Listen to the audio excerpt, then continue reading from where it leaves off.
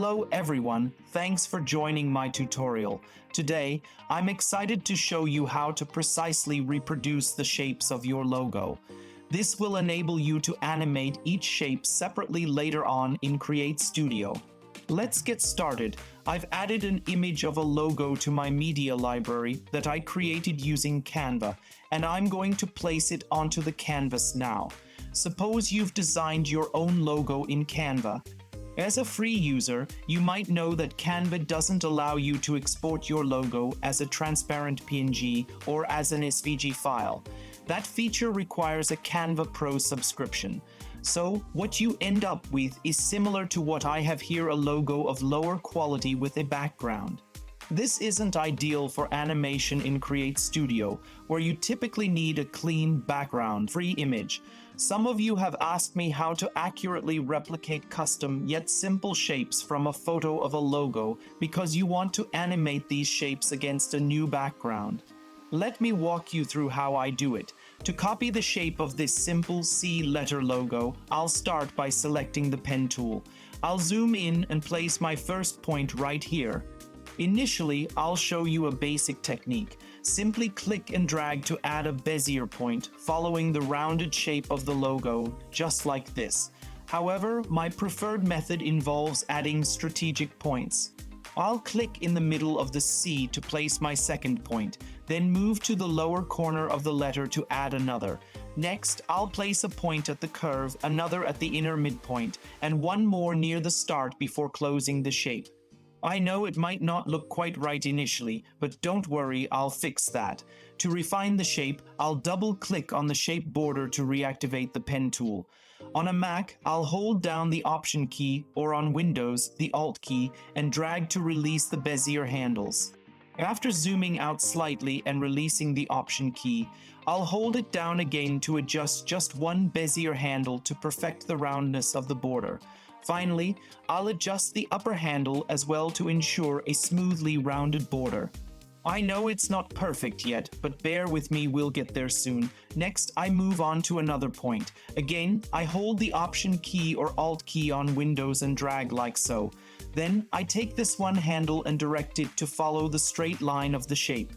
Now, I'm moving up to the other bezier handle and drag slightly to fine-tune the curve of my line.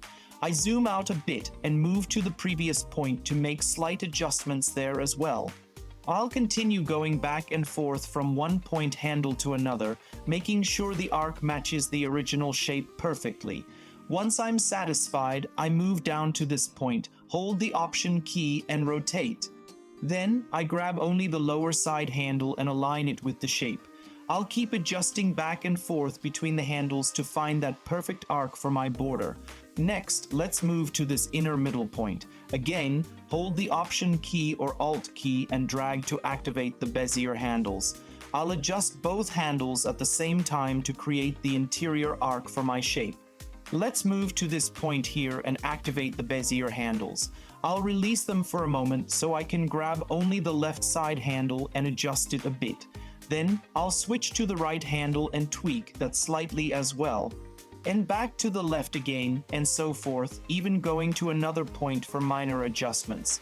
The key is to go back and forth from one point to another, and from one handle to the next, until you achieve the desired result. I know this might seem a bit tedious, but it really won't take long once you become familiar with how to effectively use these bezier points and their handles. And that's it. I've matched my shape to the one in my guiding image, and I can exit the pen tool now. Next, I'll set the border width to 0 and increase the fill color opacity to 100%. I'll move the new shape aside to pick up colors from the image below. Using the color eyedropper, I select this green color here. Then, I switch to a linear gradient and add another gradient color point with a click. With the eyedropper again, I select a different shade of green. I continue adding points to my gradient. Once I've got the colors set, I adjust the gradient direction just like this. Next up, I'll bring in a circle and resize it. I want it to match the circle from the original image. Let's move it here and I'll change its color to this vibrant pink. Then, I'll switch to a radial gradient. Clicking on the right side point of the gradient, where it's currently blue, I'll use the eyedropper to select a darker shade of pink. Next, I'll adjust the direction of the radial gradient just like so. Now, I'm going to duplicate this circle shape. On my timeline, I select the circle below and change its color to white. Then, pressing and holding the Option key or Alt key on Windows, I scale it up slightly.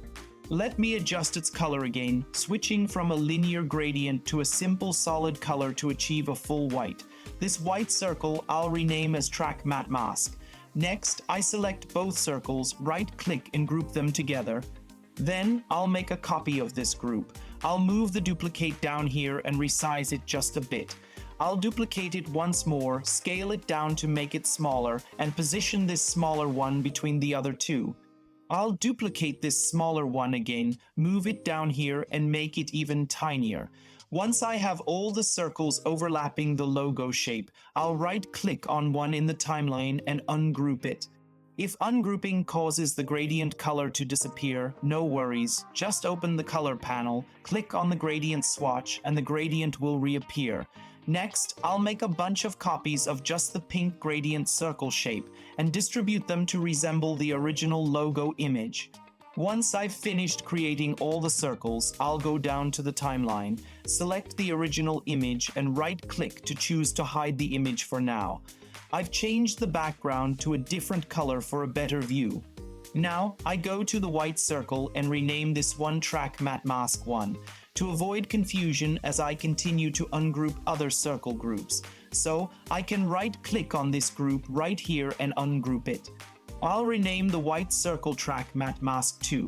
I'll continue ungrouping the remaining groups and renaming the white circles accordingly to stay organized. To bring back the gradient color, simply open the color settings and click once on the linear gradient. Now, I will select only the white circles and group them together. I'll rename this group Track Matte Group and move it to the top of all other elements on the timeline, placing it even one track higher. Next, I'll bring up the path shape, which is the C letter logo, positioning it just under the white circles group I created a moment ago. I made these white circles with the purpose of recreating the circular bites in the logo shape we had in the original image. To create those circular bites, I'll select the path shape and go to Settings. I scroll down to Track Matte and choose to mask the path shape with the Track Matte group. As you can see, this isn't quite the effect I'm looking for, but no worries. All I need to do is click here to change to alpha and most importantly, switch to inverted. And just like that, we achieve that bite effect. From here, you can animate your logo by using motion presets and custom animations with keyframes, as well as all the effects that CreateStudio offers. Let's explore another logo shape example. I'll click here to activate the pen tool again. After zooming in, I'll click to add my first point and continue adding points to outline the first shape of this logo. Once I've added all the points and closed the shape, I'll double-click to reactivate the pen tool. As in the previous examples, I'll adjust each point by activating the bezier handles and aligning them to match the guide shape. For better visibility and more precise adjustments, I'll change the border color to yellow and slightly reduce the opacity. I'll also increase the border width a bit. Now with these changes, I can better see through and follow the line of the shape guide below. I'll continue adjusting each point, maneuvering the bezier handles as needed. Once I'm satisfied with the adjustments to my new shape, I'll exit the pen tool. I'll set the border width to 0 and open the color settings panel. Here, I'll use the color picker tool to select the original color from the guide image. Finally, let's bring the opacity of the fill color for this new shape up to 100%. Check out this new shape I've created with the pen tool. If I notice any discrepancies, like we see here at this sharp corner, I can always double-click on the shape to reactivate the pen tool, allowing me to move and reposition any point so it aligns perfectly with the guide image below. Once I'm happy with the shape, I'll simply exit the pen tool. Okay, I'll grab the pen tool again to draw the shape in the middle, and then move on to the last shape.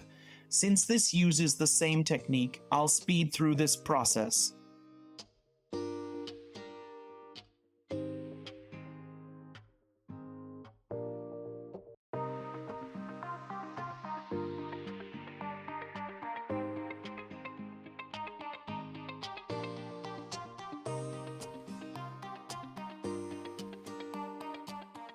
Now that I've finished the last shape, I'll open the fill color settings and switch to a linear gradient.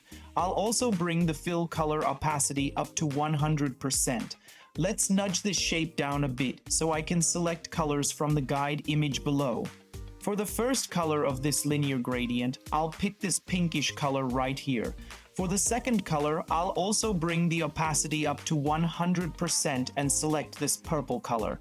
To maintain color consistency in the logo, let's apply a linear gradient to the other two shapes as well.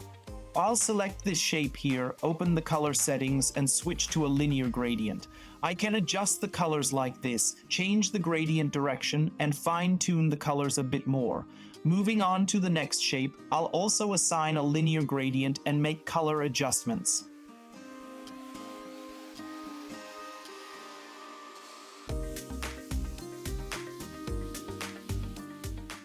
Once I'm satisfied with how the colors look, I'll right-click on the guide image I used and choose to hide it for now. Now, on the canvas, you'll see only those three logo shapes created with the pen tool, as you can see right here. I'll select all three shapes and right-click to group them together. I'll rename this group Logo Group. With the group selected, I'll right-click again and choose to save this group to my scenes.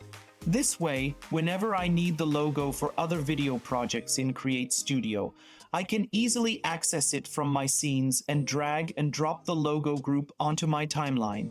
And there you have it, a brand new logo shape all created in CreateStudio.